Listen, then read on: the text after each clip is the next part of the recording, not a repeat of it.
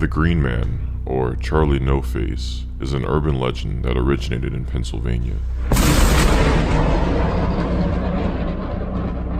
The urban legend consists of a young boy when he was 8 years old that was injured by a power line. The young boy's name was Raymond Robinson.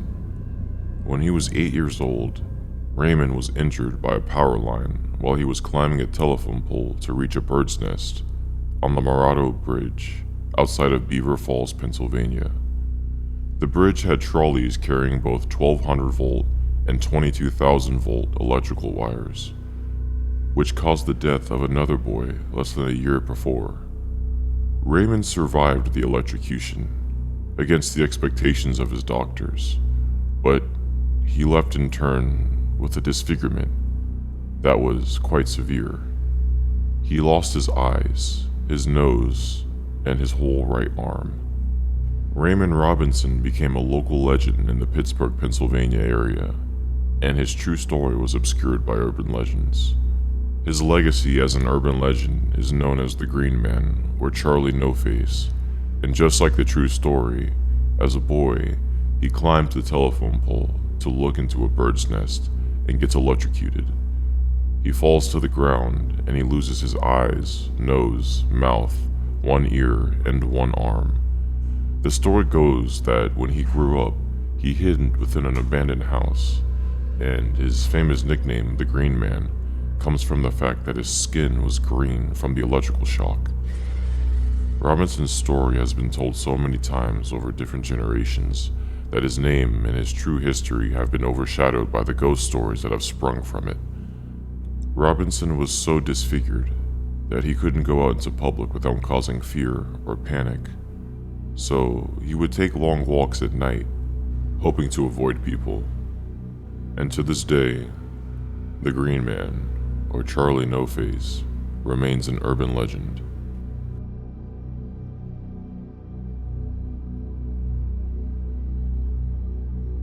Emily's Covered Bridge in Stowe, Vermont is no ordinary bridge. It has its charm and mystery, just like other hundreds of covered bridges that New England is known for. Only, Emily's Covered Bridge has a dark story behind it. The bridge was built in 1844, and it's known as Emily's Bridge in Stowe, Vermont. The bridge is about 50 feet long, and it goes over Gold Brook. The bridge has a very dark complexion, as the wood has aged over time. The urban legend that encompasses this bridge is a young woman some time ago named Emily had planned to elope with her love. Their meeting place was this same bridge, but one day, her lover didn't show. Time had went by, and Emily, filled with despair and sorrow, she hung herself from the rafters of the bridge.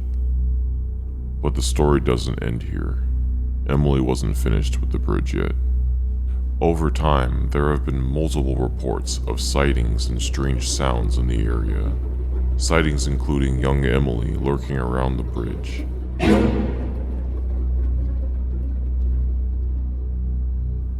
A more vengeful Emily, full of rage, wrath, and apparently dark, long nails. It has also been reported that there have been lights that people have been seeing, as well as apparitions. The strange sounds have been known to put people in an anxiety-induced panic. It's not recommended to walk on this bridge alone. The interesting thing about this bridge is the story seems to have sprung up quite a bit in the late 1960s to the early 1970s, but to this day, there has been no evidence showing that anyone has ever died at this site, as it remains an urban legend to this day.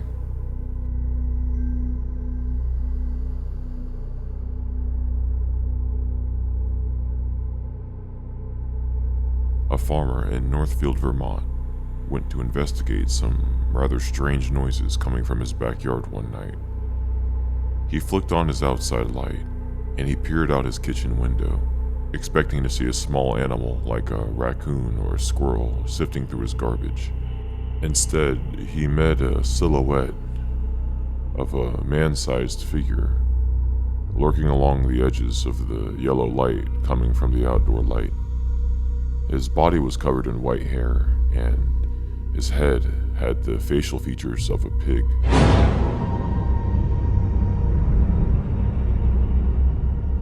A few seconds later, the unseemingly inhuman thing darted back into the shadows, and that was the last that farmer had ever seen of the Pigman.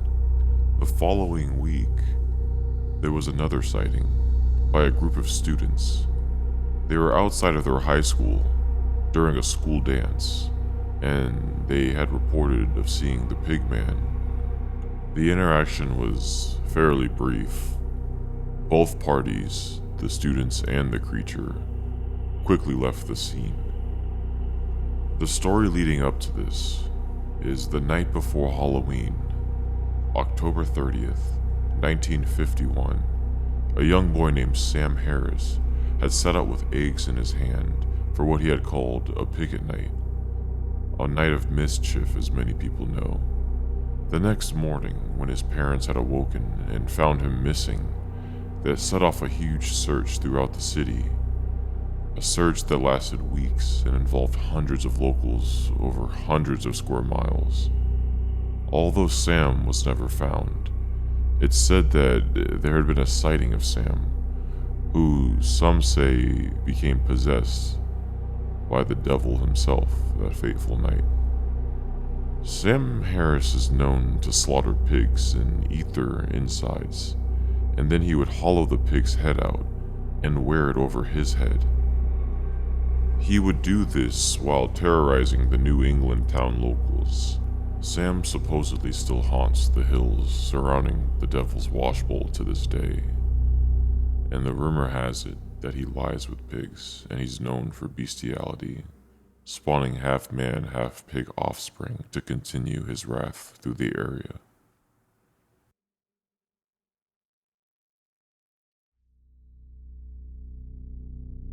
I've lived my whole life in southern Texas. The culture is quite rich in folklore and religious beliefs, and many Hispanic families have stories of the paranormal. One legend that's very popular is the legend of the Weeping Woman, which is also known as La Llorona. The legend of La Llorona is Spanish for the Weeping Woman. It's been a part of the Hispanic culture in the Southwest since the days of the conquistadors. The tall, thin spirit is said to be blessed with a natural beauty and long, flowing black hair. She wears a white gown, and she roams the rivers and the creeks, wailing into the night, searching for children to drag, screaming to a watery grave. No one knows where the legend of La Llorona began, or from where it originated, though the tales vary from source to source depending on who you ask, but the common belief is that she's the spirit of a doomed mother who drowned her children and now spends the eternity searching for them in rivers and lakes. The experience that's happened to me personally is one night, just like any other night, I lived in a trailer with my mom and dad. My youngest brother was staying with my aunt this night, and I just fell asleep watching the Jay Leno show as usual. I woke up and I was on the sofa in my living room. The time had illuminated 4 a.m. from the stove that was in my kitchen. The television was off, and normally I had a light on at this time, but it was pitch black within the confines of the room. I woke up, and I heard a horrible screaming that was coming from far into the distance. The screaming was like of a banshee or something, but it was coming from a ditch that was a few feet away from my home. And when I heard it, I thought I was hearing things. I asked myself, am I dreaming? Then I started to hear the animals outside howling and whimpering. These animals that I speak of are cats and dogs. And dreadfully, as the screaming got closer, the animals continued to cry and weep. The screaming was something that I've never experienced before, and it was very unsettling. It sounded like I was in a big hallway, and the woman was screaming her guts out down that hallway. Then, all the screaming started to make out into words. It sounded like a woman in despair with how loud she was yelling. And then I could understand what she was saying. The woman had yelled, "I, mis hijos," which in English translates to, "Oh, my children." I had gotten shivers that went down my spine, and I was in an anxiety-induced panic attack. I quickly got up from the sofa and ran to the kitchen, which was right next to where I sleep. I turned on the closest light and looked around the room quickly. The screaming still didn't stop. In fact, I felt the screaming get louder and closer. I questioned my sanity at this moment. I could feel the screaming of the woman in my chest. I thought to myself, this is real, and the animals are even responding to it in a negative way. So I did what any other young boy would do in a moment like this. I ran to my parents' room. Their door swung open, and I shook my mom until she woke up. She woke up, and to my amazement and uncomfortability, the screaming faded from the woman. I thought to myself, what is going on? I told my mom, "Did you hear that screaming and that woman outside?" My mom was half asleep, and she said, "Go back to sleep, it's just your imagination." And I insisted. I said, "No, this is real, please listen. You don't hear her?" My mom quickly said, "You're dreaming. Go back to sleep, son. Everything will be okay." I was terrified as I returned to my room. My eyes were starting to tear up. I quickly turned the television on, and I left most of the lights on. I didn't go back to sleep until the sun had came up, and I could still feel the ringing in my ears from the woman screaming.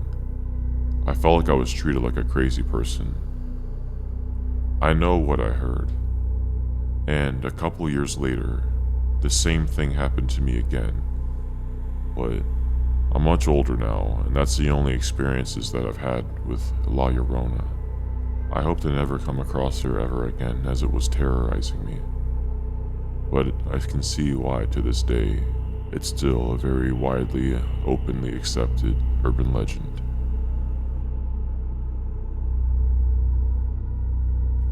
On May 9th, 1980, a ship had struck a bridge in Florida, killing 35 people in one of the worst disasters in Tampa Bay history. It was 44 years ago that the name of the ship, the Summit Venture, had crashed into the support columns of the Sunshine Skyway Bridge, causing a 1,200-foot span of the bridge to collapse into the Tampa Bay. At 7:33 in the morning, 35 lives were lost.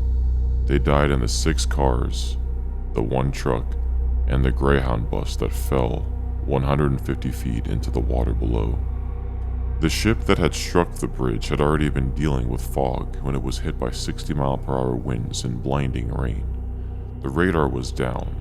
The winds were hard to judge, and it changed direction. It pushed the freighter out of the channel and off course.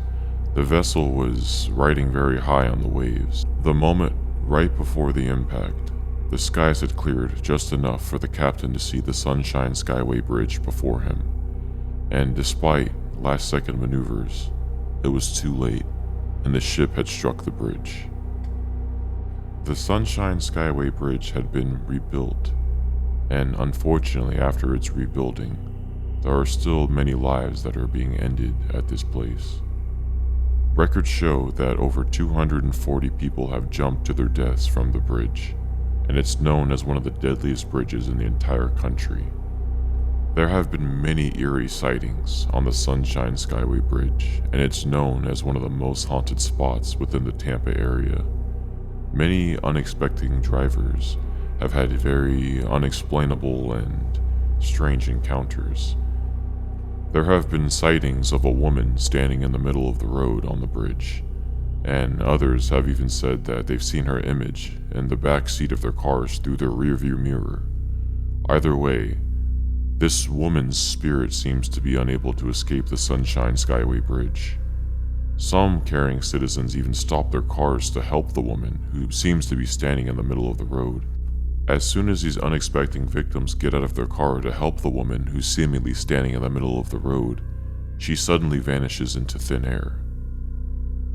Being a pedestrian is illegal on the bridge, so you can only visit by car. But drive carefully. and keep your eyes peeled for a lingering spirit. You may catch a glimpse of the woman, or many of the other souls who still call the Sunshine Skyway Bridge their home.